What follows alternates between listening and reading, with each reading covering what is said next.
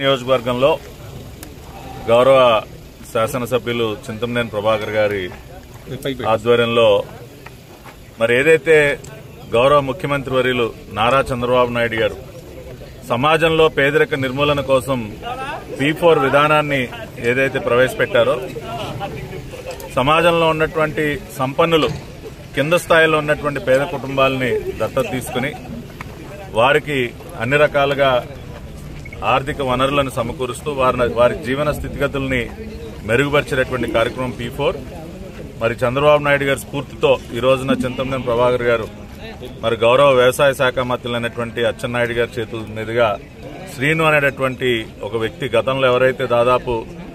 500 గొర్రెల్ని పెంచుకునేటటువంటి ఆ వ్యక్తి కొన్ని కారణాల వల్ల నష్టపోయి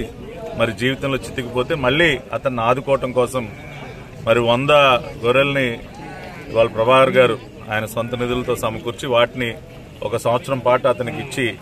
మళ్లీ తాను నిలదొక్కునే విధంగా ఇవాళ ఒక మంచి కార్యక్రమానికి శ్రీకారం చుట్టారు. మనందరికీ తెలుసు చింతమనేని ప్రభాకర్ గారు ప్రతిరోజు కూడా తన నియోజకవర్గంలో పేదలను అనేక రకాలుగా ఆదుకుంటూ ఉంటారు. మరి ప్రతినిత్యం 365 రోజులు ఇక్కడ ఒక క్యాంటీన్ ని పెట్టి 3 పూట్ల భోజన సదుపాయాన్ని ఏర్పాటు చేశారు. ఆ రకంగా దెందులూరు నియోజకవర్గంలో ఎవరికి ఏ కష్టం వచ్చినా కూడా మరి చింతమనేని ప్రభాకర్ గారు వారిని ఆదుకునే కార్యక్రమాలు చేపట్టడం, ఇవాళ అదేవిధంగా